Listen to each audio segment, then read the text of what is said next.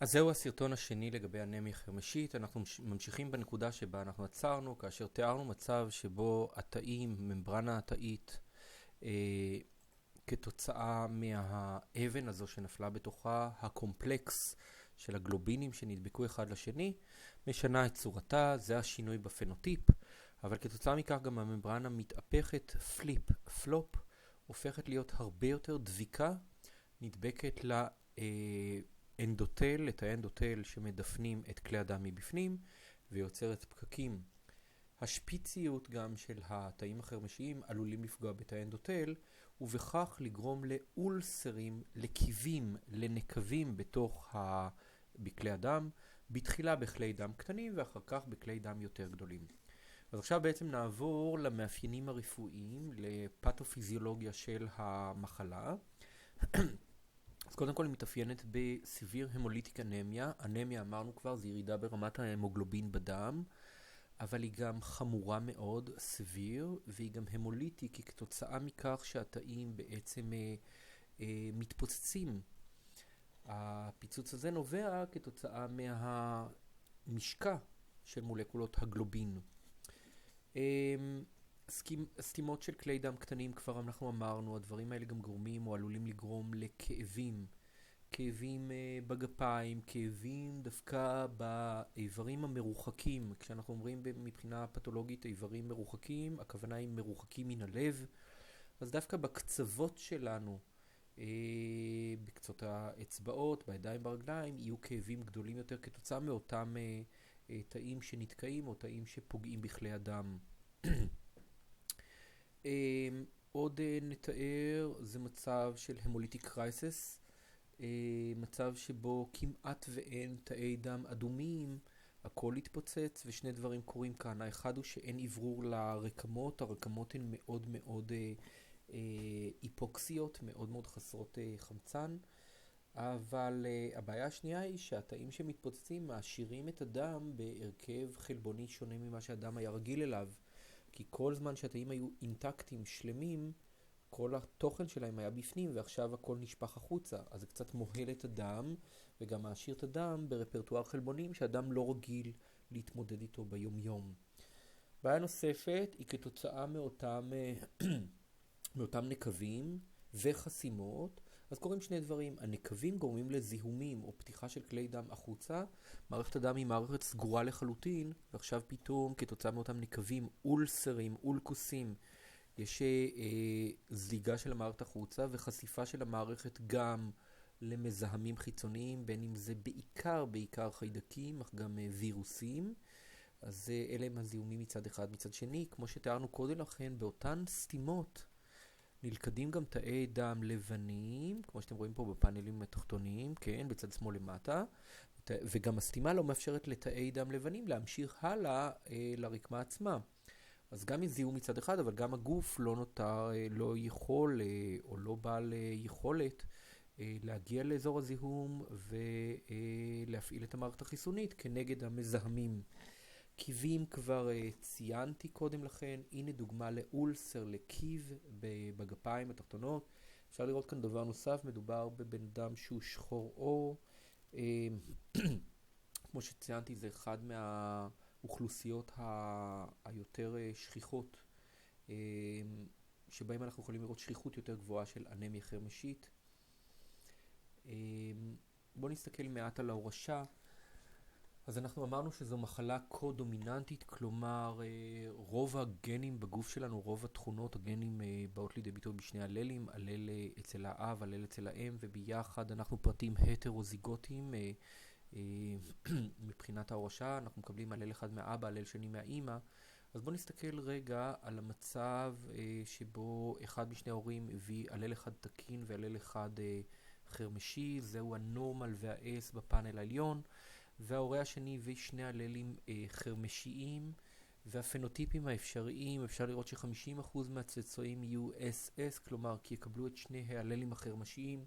פרטים כאלה יבטאו תאים חרמשיים החל מהיציאה מהריאות ועד לרקמות לאורך כל חייהם, מהלידה ועד 120. אבל גם יש 50% לאפשרות של פרט הטרוזיגוט, הלל אחד נורמלי והלל אחד חרמשי, אפשר לראות את זה כאן בטבלה הגנטית בפאנלים השמאליים, העליון והתחתון. אם אני מסתכל על הריישיו בין מצב הומאוזיגוט חולה למצב הטרוזיגוט הוא מצב של 1:1. ואם אנחנו מסתכלים על הפנוטיפים, אז יש לנו מתוך 4 צאצאים, 2 שהם חולים ו2 שהם נשאים להלל הסייקל סל אנמיה. הסימון הנכון על פי רוב הוא לסמן את הגן, והגן במקרה הזה הוא הגן של המוגלובין, וכמו שאתם רואים יש לנו המוגלובין הוא בקיצור HB, המוגלובין תקין, HB נורמלי, או המוגלובין של סייקל סל אנמיה HBS. אז ההומאוזיגוט הנורמלי הוא HBN, ההומאוזיגוט החולה הוא HBS, וההטרוזיגוט הוא HBS. כאשר אנחנו מבצעים מפת הורשה בין שני פרטים נשאים, שני הפרטים הם HBS, אפשר לראות שלשני פרטים שכאלה, צאצא אחד מתוך 4, 25% עשוי להיוולד נורמלי לחלוטין מבחינת הורשת ההמוגלובין שלו, HBN מתואר כאן בקובייה המרכזית בצבע אדום. שני פרטים שהם נשאים HBS כאן בצבע חום, ופרט אחד שהוא הומאוזיגוט שנושא את שני ההללים של הסייקל סל אנמיה, זה ה-HBS, הוא החולה במחלה. מבחינת צאצאים, 25% מהצאצאים יהיו צאצאים נורמליים לגבי התכונה של ההמוגלובין, 25 יהיו חולים באנמיה חרמשית לחלוטין, ו50% הם רק נשאים של המחלה, מה שנקרא סייקל סל אנמיה טרייט. אני רוצה להסתכל לגבי הקידוד הגנומי, וכאן ההורשה היא מאוד מאוד מורכבת. קודם כל חשוב לציין שיש לנו מספר של גנים לגלובין, לא המוגלובין, גלובין. אפשר לראות כאן בקרומוזום מספר 16 בצד שמאל 3 גנים לגלובין, זטה, אלפא 1 ואלפא 2, ובצד ימין שמתאר אזור, מקטע מסוים מקרומוזום מספר 11, יש לנו 5 גנים, אפסילון, A גמא, G גמא, דלטה ובטא. אתם יכולים לראות כאן את 5 הגנים בקרומוזום מספר 11 בפאנל הימני, ובסך הכל יש לנו 8 גנים לגלובין. במקרה של גלובין, גם הגן וגם תוצר הגן נקרא גלובין. כלומר, גם הגן, ה-DNA או ה-RNA, זה בעצם גלובין, הגן שמקודד לגלובין, וגם תוצר הגן, החלבון הוא גלובין. אז אני אומר שהגן גלובין מקודד לחלבון גלובין. אבל ציינו כבר בתחילת ההרצאה הקודמת, שקודם כל אנחנו קוראים לזה המוגלובין, זה אומר שתוצר הגן גלובין גם קושר בתוכו במרכזו את מולקולת ההם, הברזל, ודבר שני תיארנו שמדובר בטטרמר, 4 תת יחידות. למטה אפשר לראות את הטטרמרים השונים שאנחנו יכולים לראות בכלל בגוף האדם, בין אם זה בשלב עוברי, בשלב ילדותי ובשלב של הבוגר. אפשר לראות בכל אחד מהעיגולים בפאנל התחתון, יש בעצם 4 רבעים של העיגול. כל 2 מהם צבועים בצבע שונה, והצבעים הם אקוויוולנטיים לצבעים שאפשר לראות בקרומוזומים למעלה. כך למשל, אני אתחיל עם הבוגר, בעצם העיגול הימני ביותר שאתם רואים על המסך. יש בו 2 רבעים ירוקים, תסתכלו למעלה ואפשר לראות ששני הרבעים האלה מייצגים בטא גלובין, ויש לו 2 רבעים כתומים כאלה שמייצגים את האלפא 1 או אלפא 2 של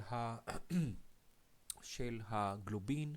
במקרה של פרט בוגר, על פי רוב אנחנו מבטאים אלפא ובטא, אנחנו מבטאים 2 מולקולות של אלפא 2 ו2 מולקולות של בטא. אז אפשר לראות את זה כאן, גם מבחינה סכמטית קרומוזומלית וגם מבחינת הביטוי של ההולו-אנזיים, האנזים המלא, השלם, הבוגר, הוא בעצם טטרמר, 4 תת יחידות, 2 מאלפא ו2 מבטא. כאמור אמרנו שהבטא היא זו שמתקלקלת בחולי אנמיה חרמשית, אז האלפא תקינה לחלוטין, והיא מופיעה בהולו-אנזיים בצורה תקינה לחלוטין. בואו נסתכל רגע על עוד תצורות ועל השכיחות שלהן בפרטים שלנו. אז אנחנו יודעים למשל, אני עדיין מסתכל על הפאנל תחתון ימני. בבוגר יש לנו את ההמוגלובין, את היחידה אלפא 2 בטא 2, שמופיעה אצלנו ב-95% מהגלובין שיש לנו בגוף. אבל יש לנו גם 2% של המוגלובין, ולהמוגלובין הזה אנחנו קוראים המוגלובין A. כקיצור, כך גם תוכלו לראות את זה בבדיקות דם שאתם עושים. ויש לנו גם המוגלובין שנקרא A2, שבנוי מאלפא 2 דלתא 2, זה גם כן נמצא אצלנו בגוף, בערך 2%. ויש לנו גם המוגלובין מאוד מאוד מוזר, זה המוגלובין פיטלי, המוגלובין עוברי, והמוגלובין העוברי בנוי מאלפא 2 גמא 2, זה מוזר, אלפא 2 כמו שיש לנו בבוגר, אבל גמא 2, גמא אתם יכולים לראות אותה בעצם, גמא אתם יכולים לראות אותה בפאנל העליון, את ה-A גמא או את ה-G גמא, אתם יכולים לראות את זה מתואר בצבע צהוב. המוגלובין עוברי שונה מההמוגלובין הבוגר שלנו, בכך שבמקום מולקולות הבטא, יש לו את המולקולות של הגמא, וזה מוזר. למה עובר צריך המוגלובין שונה מהמוגלובין של בוגר? והתשובה לכך היא מאוד מאוד פשוטה. כי עוברים ברחם אימם הם צרכן משני של ההמוגלובין ולא צרכן ראשי. מה הכוונה? של חמצן, סליחה. צרכן משני של חמצן ולא צרכן ראשי של חמצן, מה הכוונה? בבוגר החמצן מגיע דרך הנשימה לריאות, מתמוסס מהריאות לזרם הדם ומגיע לתאים. מהתאים הוא ממשיך לדפייז, לעבור דיפוזיה, להתמוסס ברקמות, וכך אנחנו בעצם מעבירים את החמצן כמו שהוא מריאות לדם לרקמות, ואת ה-CO2 בחזרה מרקמות לדם לריאות. העובר יושב בתוך